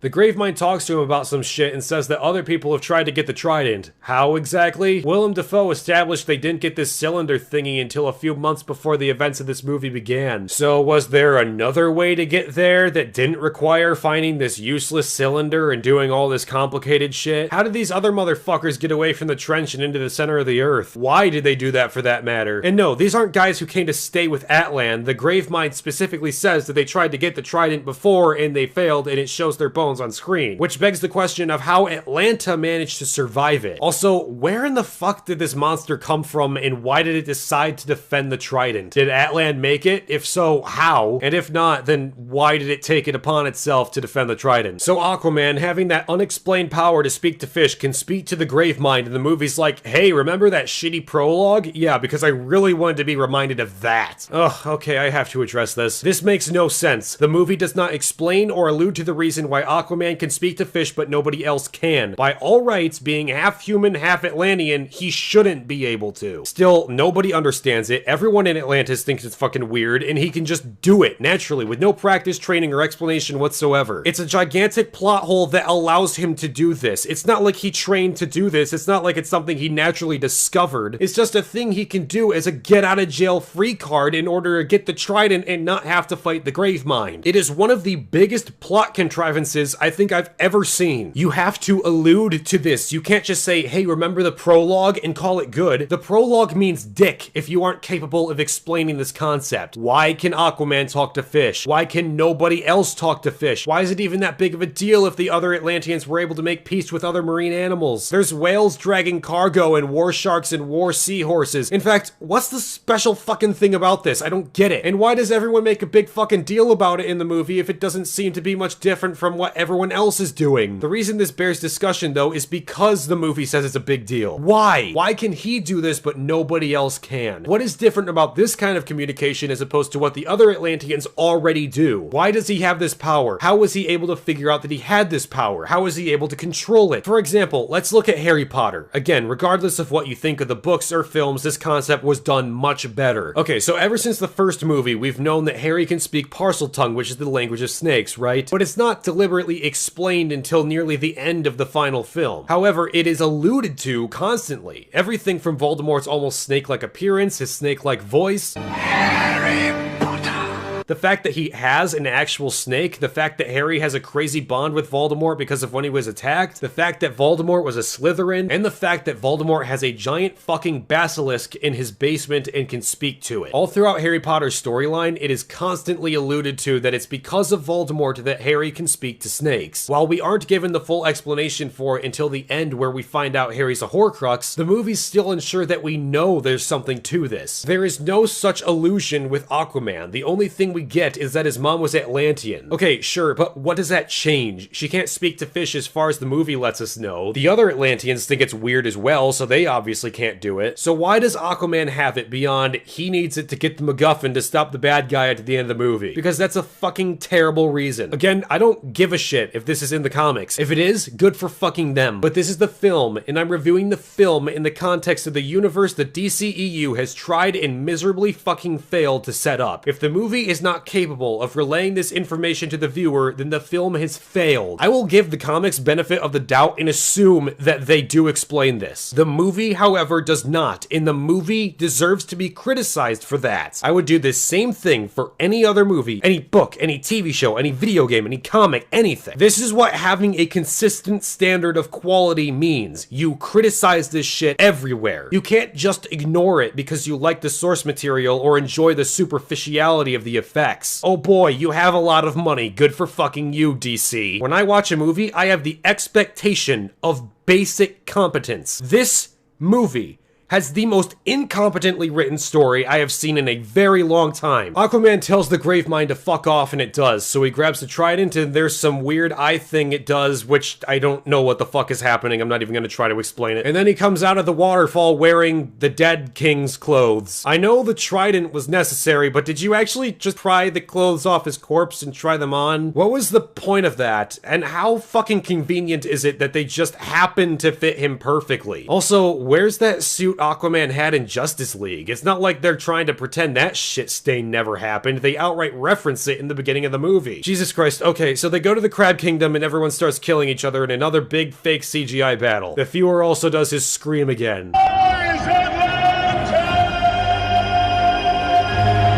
God, that's getting annoying. So the viewer, being the brilliant military technician he is, goes on the front lines, which is so logically retarded when there's lasers flying around and shit, and he finds the Crab King who looks exactly like all the other crabs. What? It's not my fault they all look alike. Oh, I guess I'm just racist. And the crab, no joke, says, "You can take my army, you soft-bellied slug, but you will never have my allegiance!" Did you catch that? Let me play it again. "You can take my army, you soft-bellied slug, but you will never have my allegiance!" Let me ask you, does that sound familiar to any of you? That they may take our lives, but they'll never take our freedom! So this movie rips off Harry Potter, How to Train Your Dragon 2, A Journey to the Center of the Earth, and now you've gone ahead and ripped off fucking Braveheart? Oh yeah, you changed a couple words and threw in an insult halfway through so you couldn't be sued for plagiarism. But fucking everybody knows that's exactly what you did, you unoriginal piece of shit fucking film. Before anything more can happen, the Earth erupts and the giant monster from Gears of War 2 comes out and it's being controlled by Aquaman. What is this monster? Where the fuck did it come from? It has tentacles, so is this the Gravemind? If so, does that mean that it was just chilling on its back and fucking with him while it tried to get Atlan's trident? Kind of the equivalent of like smacking someone with your toes? Because that's actually kind of funny thinking about it, but it also makes no sense. Because how the hell did it get off the island and through the lightning portal, through the trench, under the ground, and into this battle conveniently where you needed to go? Oh, shut up, Wolf. Enjoy the explosions. Anyway, Aquaman saves everyone by killing everyone. How's that one for subverting your expectations, you stupid shit? So we're gonna gloss over most of this stupid battle because it doesn't fucking matter. Though Aquaman and Jacqueline Glenn do share a kiss in the middle of this violent war where tens of thousands of people are dying in what I'm pretty sure is a knockoff of when Will and Elizabeth did it in the third Pirates of the Caribbean film. Setting aside, that is yet another movie that you really do not want to be ripping off. Would it just fucking kill you to be even somewhat original? What is this, 4 better movies you've ripped off now with the exception of At World's End? Because that one's actually a horrible fucking terrible movie. I will actually say, for as bad as Aquaman is,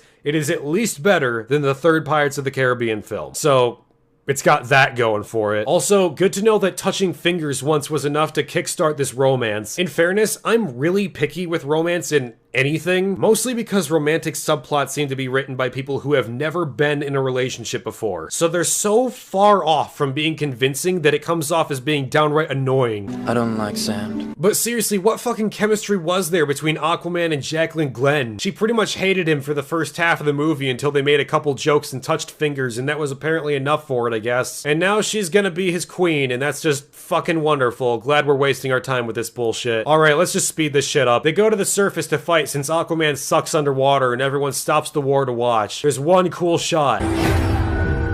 They fight for a while, and Aquaman starts doing the shield thingy that Willem Dafoe was never shown to have taught him. We weren't even shown specifically that he mastered the trident, which was the prerequisite for being taught this move in the fucking first place. And judging by Willem's expression, I'm assuming he never taught him how to do this. So like, how the fuck did you do this? And he shatters the viewer's trident and he becomes king. Then Atlanta comes out of nowhere, and she apparently had the time to get herself a new dress, do her hair, and get herself a little tiara. Huh.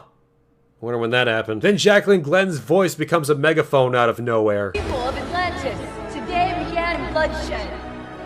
Let it end in joy. And the viewer is taken away in a very Loki-esque fashion where I guess they'll rip off Thor the fucking Dark World next, since everybody loved that movie. And then Aquaman is declared king and everyone just accepts it without question. Then Aquaman's mom and dad are reunited in this hilarious slow-mo running scene, and then Aquaman says, but their love saves the world. That's called love, you idiot. Yeah, I'm still not convinced on that. In the after credits scene, the movie, which just can't for the fucking life of itself stay original for 1 second, rips off the Bourne identity where Black Manta, who's drifting unconscious on a wooden pallet, appeared from somewhere, drifts up to a fishing boat, the fishermen catch him and he's like, I'm gonna kill Aquaman. And then the movie finally fucking ends. Of the good things I have to say, aside from the viewers overacting and Taylor Lautner's awful acting, most of the cast did fine. Jason Momoa, despite taking a bunch of shitty roles, is still pretty charismatic and likable. Willem Dafoe is and Jacqueline Glenn did pretty well for her first movie debut. Yes, I know it's not Jacqueline Glenn, it's a joke, shut the fuck up. The music was, ugh. It was really tonally inconsistent, flipping between guitar solos, classical orchestra, goofy comedy-level scores, knocking off the Mass Effect soundtrack, and blending in shitty pop remixes. It's honestly a disgusting soundtrack that I hated listening to throughout the entire film's runtime. Though the fight scenes were fake looking and cheesy as shit, the CGI was solid. I understand a lot of money should have to be put into a movie that takes place largely underwater, and well, they did it okay the way they did it, but the writing was a fucking travesty. I have seen so many people praise this movie, and not one of them managed to deliver one single argument as to why they think it's good. At least not a fucking valid one. The best arguments I've heard are, it looks good and it's just like the comics. I don't care about either. Now, I'm under the impression that you can throw a lot of money at something to look good and it can still be ugly. Case in point, Justice League. Hideous fucking film, but expensive as shit. Now, I'll concede that there are parts of Aquaman that do look genuinely good. Other parts, though, look genuinely bad. Still, the good mostly outweighs it, but I don't care because it's superficial. It's just a statement of how much money you had. I've seen equally or more beautiful films on far smaller budgets, so I'm not really impressed. As a visual medium, camera work, lighting, costume and set design, choreography, color grading, all that shit is important because if you have an ugly movie, even a good story won't necessarily save it. Still, the visuals shouldn't be used as a means to make up for lazy writing. The movie has some of the most laughably shit writing I've seen in all of 2018. Again, most of 2018 was filled with awful writing, but this is pretty wretched. I cannot fathom how such untalented hack writers could possibly conjure up such an incoherent mess of a film. The villain's motivations don't make sense. The main characters range from idiotic to downright boring. It tries to have depth in its conflict, but it fails because the crux of that conflict is too black and white for the moral ambiguity it's striving for. It tries to be ambitious with presenting a new and unique world, utilizing all of its budget to craft something that feels real. It fails. The Atlantean lore makes no sense. The Atlantean leaders are buffoons. The political landscape of these kingdoms is a jumbled mess of half-baked ideas. The entire race against time conflict is straight up retarded because it hinges on the leaders of these civilizations being dumb as a fucking rock. Aquaman's superpowers go totally unexplained and make no sense in the context of the world. The conflict itself, if it ever grew larger than the bounds of this movie and the Atlanteans did agree to go to the surface, makes no sense the instant you apply any thought to it. The entire idea idea is, let's destroy each other's armies, and if I win, we go take our shambled armadas to invade the surface where we'll most certainly fucking die. Aquaman's entrance resulted in the deaths of hundreds, if not thousands, when he controlled the sharks in the trench to kill everyone to sow disarray. Despite this, everyone accepts him as their united king without question. A king that, let me remind you, has been in Atlantis for all of a day. But this is supposed to be some fucking triumph for him. The romance is a joke between two characters who have so little chemistry it almost makes Rick and Michonne look like the world's best couple, and we all know how bad that one was. The world is inconsistent and has the most loosely written rules I've ever seen, to the point where I have no idea what can actually kill Aquaman, since grenade launchers are evidently ineffective, yet Atlantean steel and teeth are. There are innumerable plot contrivances that just allow the characters to do what they do for seemingly no sensible reason at all. Some of the shots aren't even good, like this one where all the people at the stadium are looking down and cheering, yet the battle is currently above the stadium, so the editing is pretty well fucked. The movie desperately hopes its audience is too stupid to think about these things, and sadly, they are. The movie didn't just make its money back, it fucking slaughtered the box office. At the time of writing this, it's already grossed over $1 million.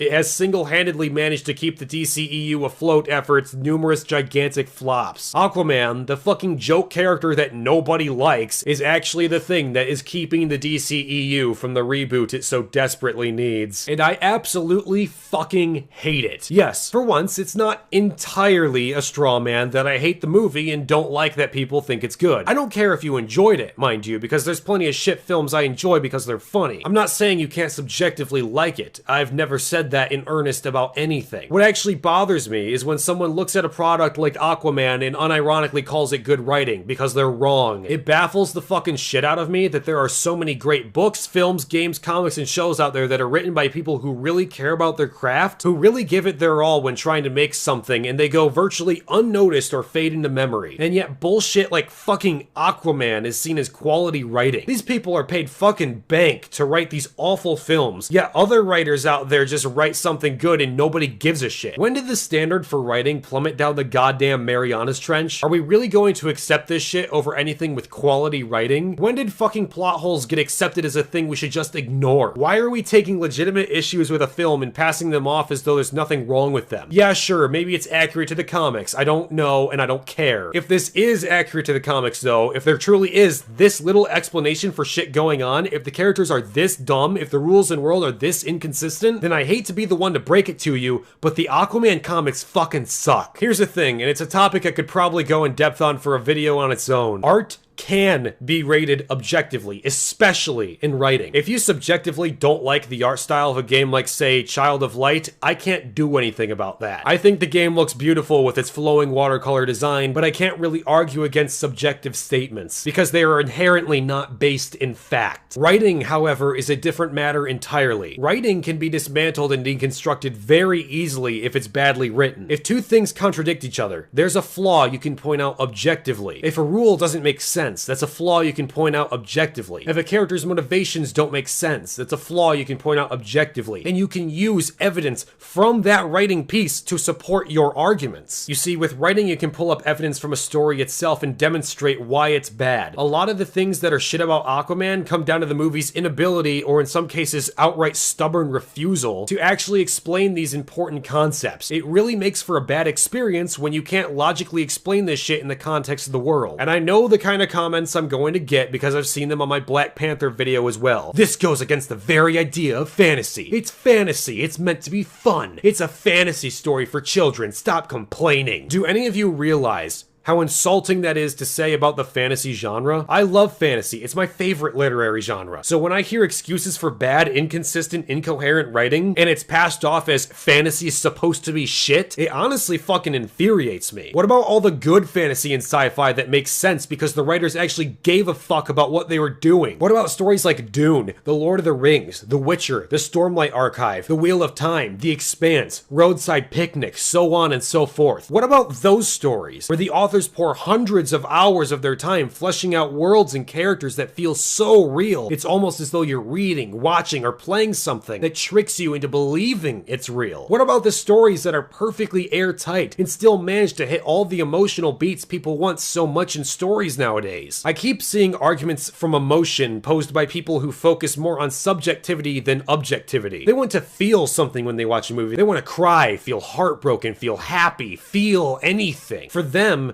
it's like feeling alone is more important than the integrity of the plot. But here's the thing, I don't care about how a movie makes me feel necessarily. I care first and foremost about the strength of the plot and its characters. For example, Terminator Genisys has two moments that are actually almost good. In this wild buttfuck of a film, there are two very specific blink and you miss it moments where I actually felt a little tiny nudge at my heartstrings. The first being when Daenerys, no, I will not call her Sarah Connor, she is not Sarah Connor, finds pictures she drew of herself in the Terminator as a kid, pictures that the Terminator kept. The idea of a robot keeping drawings from a little girl who thinks of it as a father figure is adorable. Also, when the Terminator tells this dumb oaf, no, I will not call him Kyle Reese, he is not Kyle Reese, to protect my Sarah, that's another pull on the heartstrings. Neither of these moments matter, however, because the movie is so bad. It wipes out the timeline completely, butchers the previously established characters, ruins the lore, makes up so much inane shit that the movie is borderline incoherent, and acts as an insult so great that it's genuinely hard for me to choose which is worse,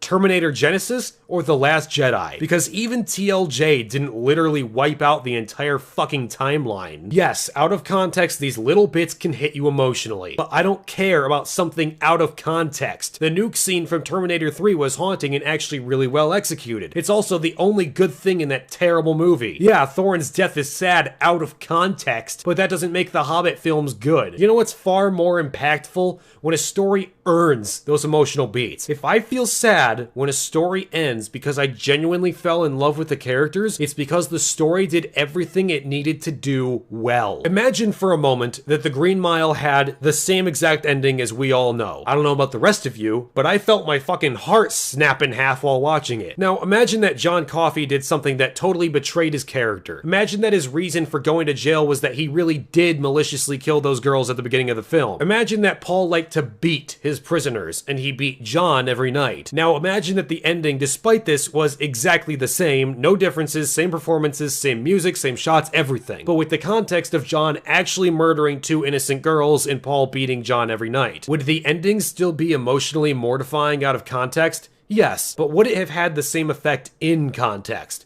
No, because we would say to ourselves, well, John Coffey is an irredeemable child murderer, and Paul beats his prisoners, meaning their relationship throughout the film means virtually nothing, and this scene that they're trying to make emotional makes no sense. But it's because of the excellent writing prior to this scene that makes the ending so heartbreaking. It's because of the fact that the characters and world are consistent, and the film features no story-shattering holes, that the characters have a great and convincing relationship. And that's what makes the ending of The Green Mile such a fulfilling emotional experience. Compare that to Aquaman. It doesn't earn the emotion it tries to put forth with its reunion between Aquaman and Atlanta. We know so little of substance between these characters that the scene just feels like emotional manipulation. It wants you to care about the concept, not the actual depth of the event. Compare this to the ending of The Return of the King when the Fellowship was reunited. We have nearly 12 hours of a trilogy to grow attached to these characters, understand who they are as people, what their motivations are, what drives them, how they connect to one another. The last time Frodo saw Gandalf was when he fell into the pit of Khazad-dûm, and the last time he saw any of the other members of the Fellowship was when he ran away at Amon Hen. So, realistically, the span of almost 4 movies later, he's finally reunited with his friends, and a whirlwind of emotion pours forth because the plot is over, the evil is vanquished, and everyone's back together safe again. But Wolf, there were 3 movies, each nearly 4 hours long or longer to spend with all those characters. That's a total false equivalence. Yes.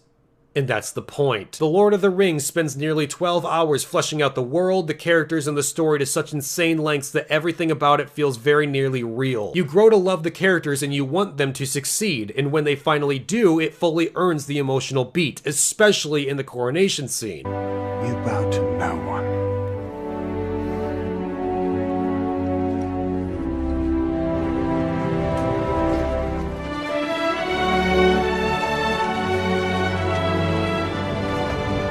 Aquaman, however, expects us to care about a reunion between a character we have seen for all of 4 minutes, 2 hours beforehand, and another character who has the most boring personality imaginable. Could this scene have worked in a short movie? Yes, The Grey is a pitch-perfect example of how to write convincing characters and make you care about them in less than 2 hours. The problem is that The Grey actually had good writing, but Aquaman doesn't. This scene makes no sense. Why is she dressed up as one of the trench monsters when they couldn't even get into the core of the earth in the first place? Why does she recognize Aquaman when the last time she'd seen him was like when he was 5 years old? Why should I care when I don't know anything of value about Atlanta aside from the fact that she's deranged? For that matter, why should I care about Aquaman? His entire arc in this movie was, I don't want to be king. Oh wait, the actual king tried to kill my dad. I will now be king and I will like it. Aside from his mom, Jacqueline Glenn and Willem Dafoe, Aquaman doesn't give a rat's ass about anyone in Atlantis. He was against being king throughout almost the entire movie. He didn't have some patriotic reason for it, no selfless reason to try and unite the peoples of land and sea and almost bring peace to the world. The only reason he even agrees to do any of this shit is because his dad almost died. His motivations are entirely selfish, and we're meant to sympathize with him as a hero character when he displays virtually no attributes of a hero character whatsoever. There's not even any point where he finally says, you know what, Atlantis isn't all that bad of a place. The entire time he was in Atlantis, people were trying to kill him, but then he just readily accepts his role as king and he's all happy about it as though he completely forgot the entire beginning of the film. There is a way to do this whole, I have a great power and responsibility, but I don't want it arc. Avatar: The Last Airbender does it quite well. Aang doesn't want to be Avatar because it's a level of responsibility he didn't ask for. It's a power that leaves him ostracized from a lot of his people, means that he and everyone else he cares about is threatened pretty much indefinitely, and with him being a kid, it's something he can't emotionally handle. Still, in order to save the world from a tyrannical overlord, he has to accept who he is and save the people he represents. Aquaman, on the other hand, doesn't give a shit about anyone but 3 Atlanteans and his dad, and it shows by his actions. In the process of stopping a war, he kills hundreds, if not thousands, of his own people in that climactic final battle. And rather than being pissed off with him for eviscerating the armies of all 3 sentient kingdoms, everyone's just totally fucking cool with him being the king because, I don't know, he's the hero, I guess. Yeah, the Fewer murdered the Mermaid King, but Aquaman in comparison brought the trench in to kill all 3 armies, turned the sharks and seahorses on their masters, destroyed numerous military warships, and undoubtedly slaughtered thousands. Is it possible that he killed significantly less than would have been killed if he never showed up? Sure, but that's like comparing Hitler to Stalin. Yeah, Stalin killed more people, but you're both pieces of shit. Couple that with a similarly ludicrous amounts of destruction that happens in these movies with Atlantis' cannons being trained on a ship inside the city, firing at them and missing, which undoubtedly killed at least a dozen or so people, a ton of destruction in Italy, and the obvious ridiculous war between the 3 kingdoms, and I don't know how the hell anyone thought this was different from the other DCEU films. It suffers from all the same issues that the other movies do, being bad writing, inconsistent characters, awful world building, weak villains, an overabundance of CGI, and destruction in fight scenes seemingly for the hell of it. In fairness, the CGI was mostly necessary in regards to this film. Some of the fight scenes have more than what was honestly necessary, but I will give the movie props for using practical effects when it did. Like I said, the chase in most of the fight scene in Italy was actually pretty well done from a technical standpoint. It has its general obnoxious hilarity at certain moments, but the practical effects and camera work actually look genuinely great. This scene will age quite nicely 10 years from now. The rest of this movie will not, as most of it looks no different from a Shadow of War cutscene. But the visuals, at least, I can mostly get past. I care more about the writing, and it's simply not good. The movie wants to be an origin story, but fundamentally fails at doing so. It wants to be emotional, but doesn't earn those emotional beats. It wants to be romantic, but fails at basic chemistry. It wants to be epic, but all it really is superficial eye candy nonsense that makes no logical sense. The training segments in this film are utterly irrelevant. They're unnecessary padding to a movie that overstayed its welcome by like 45 minutes. It's already strange enough that they decided to put in random training segments in as flashbacks in otherwise totally unrelated scenarios. Most of them just being normal conversations. It was done mostly for the visual flair of having some creative one-takes, but adds nothing of value to the actual story. We don't need to know Aquaman's training background, it doesn't fucking matter. I would argue that Atlanta and Aquaman's dad's involvement in the story could be taken out completely and the narrative would have been far more effective. It would be one thing if this movie was made prior to Justice League, but it wasn't. Justice League is the shittiest possible knockoff of the Avengers imaginable. The DCEU rushed out as fast as possible to catch up with the MCU that it skipped on all the valuable character development necessary for these characters. And look, I'm not saying that the lead up to the Avengers was perfect. If anything, it kinda sucked. Iron Man 1 was great, but Iron Man 2 was fucking bad. Thor was shit, the Incredible Hulk was so bad that Marvel pretended it never happened, and Captain America the First Avenger was just mediocre. Hell, I controversially don't even think the first Avengers movie is even particularly good. Fun, sure, but utterly predictable and not half as ambitious as people make it out to be. But despite that, what Marvel did correctly was establish the big characters before bringing them together. The DCEU had a Superman movie and a Wonder Woman movie, a Batman vs Superman movie where Superman fucking dies, an all-villains movie where they turned the villains into anti-heroes instead and made me individually hate every last one of them, and then jumped into its version of Avengers without even touching Aquaman, the Flash, or Cyborg, while simultaneously making Flash and Cyborg two of the most insultingly insufferable characters imaginable. Then, Aquaman comes around and tries to be an origin story that really should have been made several movies ago, while also being a coming-of-age story that makes no sense in context. We don't need to see his training, we already know he can do this shit. It changes absolutely nothing and adds nothing to the story. In regards to the SHIELD thing, it just makes a giant plot hole that acts as a super convenient get-out-of-jail-free card in the final fight. Not to mention, this final fight is pathetic. I'm not talking about the visuals or choreography, I'm talking about the actual story surrounding it. Aquaman lost the first fight against the Viewer because he was out of his element. Aquaman only won the fight against him because the Viewer was out of his. Wouldn't it have been far more rewarding if the guy called fucking Aquaman won in the sea instead of on land? Doesn't that just cheapen his reign when all it amounts to is, I can only win fights if I'm not in the water? Why would the other kingdoms follow the bastard son of the queen who fucked up all three major armies and overthrew their actual leader because he essentially cheated? The movie wants to be emotional but doesn't put in the time and effort necessary to achieving genuine emotional beats. You want me to care about Aquaman's relationship with his family? Well, first off, don't make his parents' meeting so fucking bizarre that I couldn't possibly be convinced by their relationship. But secondly, actually show how this affects Aquaman. There's nothing about the absence of his mother that has any kind of lasting impression on him throughout this film. It's mentioned a couple times and pretty much left at that until the movie decides she's gonna be conveniently relevant again. At least with the first How to Train Your Dragon movie. We see that it's because of the absence of a mother figure in Hiccup's life that his relationship with his dad is so shaky. And the reason why is because both of them have to deal with that emotional loss. His father wants to protect him from the dragons because he's under the impression they killed his mother. But Hiccup obviously knows better after meeting Toothless, so the two struggle to communicate because of this loss. That leads to the conflict between them toward the end of the movie, and then it all culminates together in a really great payoff in the climax of the film. For once in your life, would you please just listen to me? You throwing your lot in with them. You're not a Viking. You're not my son. I'm sorry. For everything.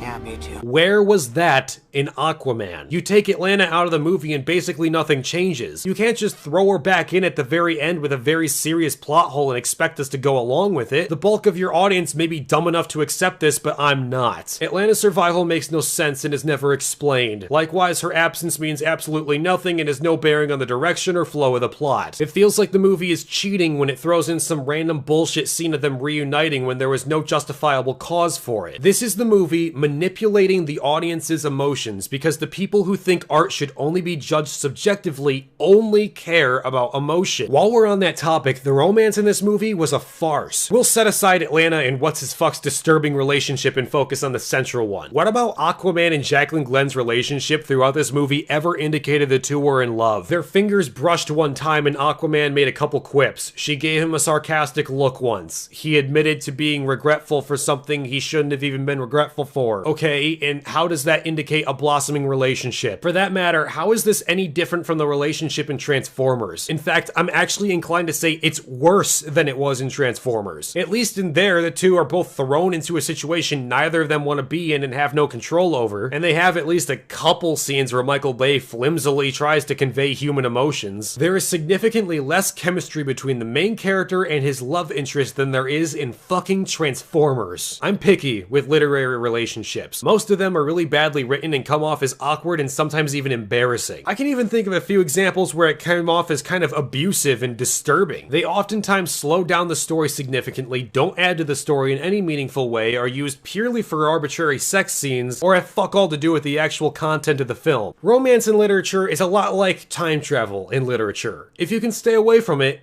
do, because both of those things generally lead to a lot of problems and end up ruining the whole story. Finally, the movie tries so hard to be epic but fails so miserably at it. Granted, I will concede that this isn't entirely the movie's fault. I think the people who worked on it genuinely did try to make something good here, but we have to face the facts. CGI-heavy battles never look good. There's a reason why the chase scene is my favorite part of the whole movie. The effects, costume design, set design, camera work, and musical score for this scene in particular are going to hold up years and years down the road. This video game cutscene boss fight isn't going to hold up in the next 5 years, and like I said, there are ways to do this practically, or at least partially practically. You can use wires, you can use green screen sets, you can use real actors and superimpose them on a CGI backdrop. Inception was able to do this to a far smaller extent with some of its crazier fight scenes. Curse of the Black Pearl was even able to do this to a smaller extent. Movies that came out years ago, years before the DCEU even officially started,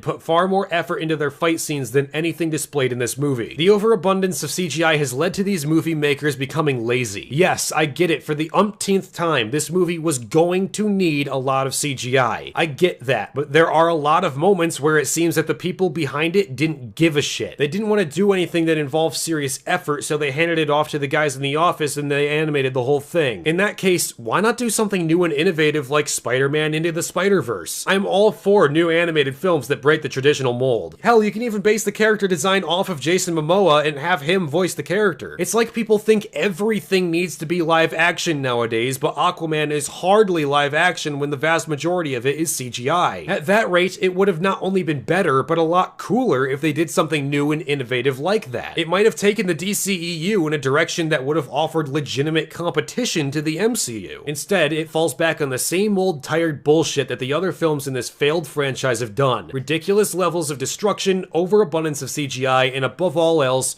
lazy writing. And we haven't even talked about the contradictions. Now, I imagine any sane person would want to pretend that Justice League never happened, but this is insanity. In Justice League, his eyes are very clearly blue in both the scene where he went underwater and the pictures I found of him on Google Images. I honestly can't be fucked to go back and rewatch that shitty movie, so I'm just going to give it the benefit of the doubt and assume his eyes did turn yellow in that film at some point. So in that case, why are his eyes always yellow in this standalone movie? To make matters even worse, the 5-year-old version of him very clearly had brown eyes, not blue. So there's not even any semblance of consistency between the movies or between his childhood and adulthood. Plus, when Aquaman mentions his mother in Justice League, he says this about her. You dare speak of Queen Atlanta that way? Your queen left me on my father's doorstep and never gave me another thought. First off, wouldn't his father have told him otherwise? Second, why wouldn't he if he didn't? Third, even despite what this random Atlantean bitch has to say, which is she of royal blood, because she's clearly not Jacqueline Glenn yet is still breathing air here. He was very overtly negative when talking about his mother, so why would he give a shit about finding her in this case? Sure, Justice League is shit and it's the one that set this up, so it's not entirely Aquaman's fault. But it is up to the writer of Aquaman to abide by the already established rules. I do not accept this bullshit excuse of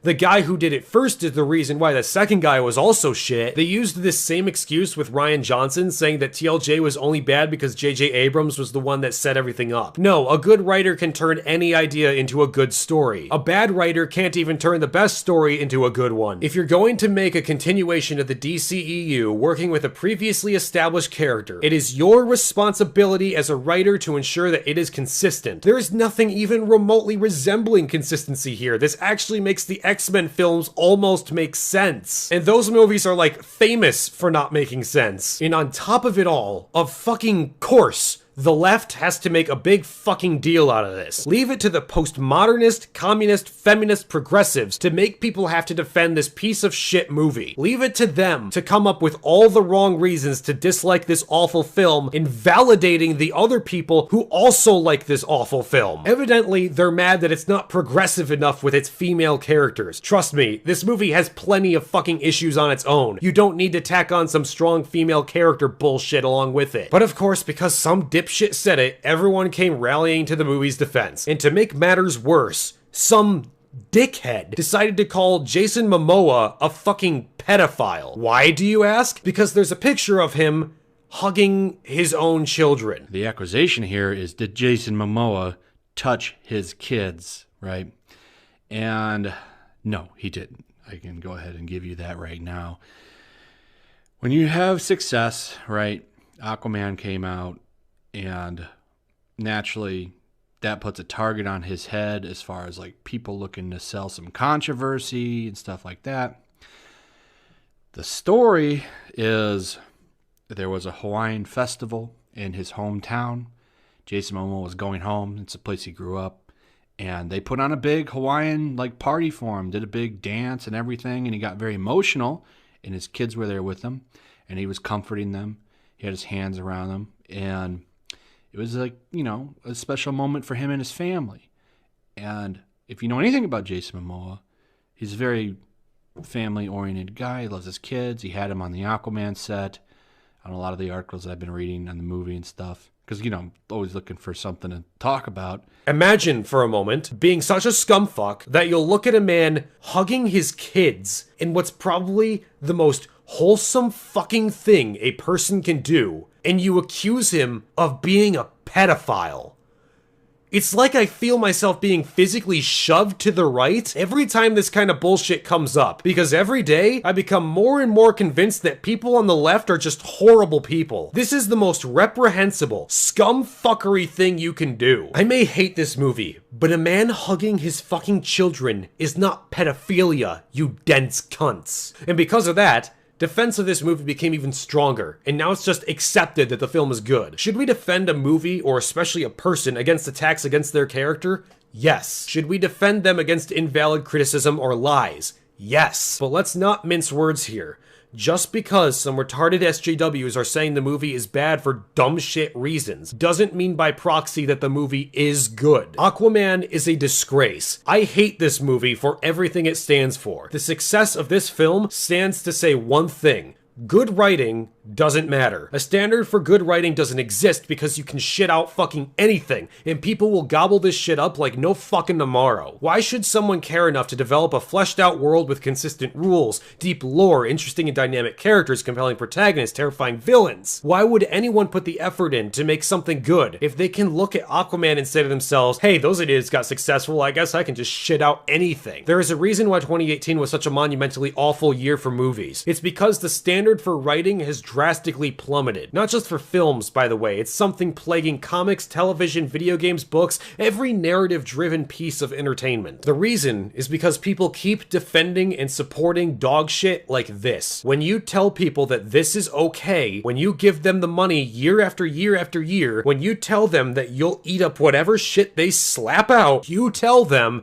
that it's okay to sell us bad writing. Contrary to popular belief, writing something good is not easy. It takes effort. It takes hundreds of hours of planning, drafting, redrafting, editing, and receiving criticism from your peers and taking it into account before finishing to truly craft something great. It's come out that Rian Johnson not only used his first draft of the script, but used it before The Force Awakens was released. And to pseudo-intellectual hacks like Patrick Willems, like Movie Bob, like Quentin Reviews, that scene is A-okay! Because why care about good writing when one out-of-context snippet from a film makes you feel something? Why care about integrity in your plot when some stupid shit makes you feel happy? It's this postmodernist, anti-objectivist bullshit that I absolutely cannot stand. I will never support this level of low-tier quality bullshit. I have standards for writing, and unlike many others, I intend to stand by them. Before I go, however, I do want to suggest some things to you that you may enjoy that do have good writing. However, I'm not going to do the big things, the super mainstream titles that everyone knows about and everyone agrees is the best thing ever. These are the smaller stories, the ones that you may not have heard of, or have otherwise heard mentioned but never give a chance. In terms of movies, I would suggest you check out The Road, a movie about a man and his son struggling to survive in a post-apocalyptic wasteland filled with cannibals. Her, possibly the best example of a well-done romantic story done in a profound and unique and,